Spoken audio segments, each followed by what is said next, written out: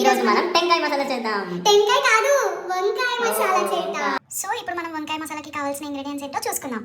వంకాయలు, కొత్తిమీర, మిర్చి, ధనియాలు, పల్లీలు, ఆనియన్స్, నువ్వులు, కొబ్బరి పొడి, చింతపండు పేస్ట్ అండ్ అల్లం వెల్లుల్లి పేస్ట్. లైక్ చేయండి ఫ్రెండ్స్, వంకాయలు అలవడతాయి, సో తొందరగా చేసుకోవాలి. సో మనం ఫస్ట్ స్టవ్ ఆన్ చేసుకుందాం ఫ్రెండ్స్. ఫస్ట్ గ్యాస్ ఆన్ చేయి ఫ్రెండ్స్. ఫస్ట్ మనం దీంట్లోకి పల్లీలు వేసుకోవాలి. పల్లీలు వేసుకున్నాక దీన్ని వేయించుకోవాలి. నువ్వులు, ధనియాలు, కొబ్బరి పొడి, ఈ మూడు ఇందులో ఫ్రై చేసుకోవాలి. పల్లీలలో మనం ఫ్రై చేసుకున్నాక మిక్సీ జార్లోకి వేసుకోవాలి.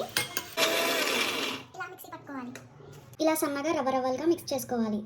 ఇలా మనం ఆనియన్స్ వేసుకుంటే దీంట్లో చిన్నగా వేసుకోవాలి, లేకపోతే బయట పడతాయి. ఇలా మనం ఆనియన్స్ వేసుకుంటే మనకి గ్రేవీ వస్తుంది.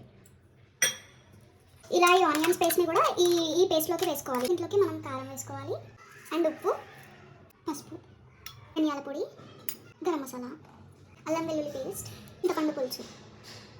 ఇప్పుడు దీన్ని బాగా కలపాలి. 2 టేబుల్ స్పూన్స్ ఆఫ్ ఆయిల్ వేసుకోవాలి. ఫస్ట్ మనము ఇలా ఆయిల్ కొంచెం వేడయ్యాక ఇందులో మనం కట్ చేసుకున్న వంకాయలు వేసేయాలి. ఇలా వంకాయలు వేసాక మనం మూత పెట్టేసేయాలి. మంచిగా ఫ్రై అవుతాయి ఫ్రెండ్స్. వంకాయలు కాసేపు నూనె డాన్స్ చేస్తాయి, మనం కాసేపు వంకాయలు కలుద్దాం.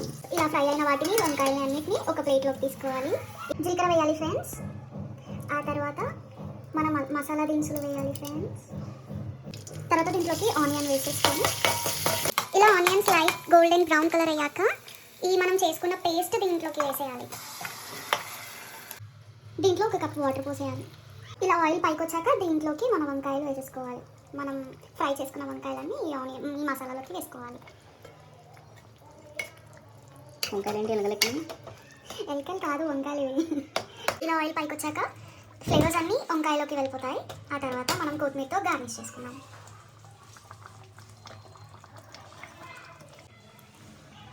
ఇప్పుడు గుమగుమలాడే వంకాయ మసాలా రెడీ. ఎలా ఉందండి వంకాయ మసాలా? Super super. అంతేనా? రేటింగ్ ఎంత ఇస్తున్నారండి? 6 out of 5. ఏయ్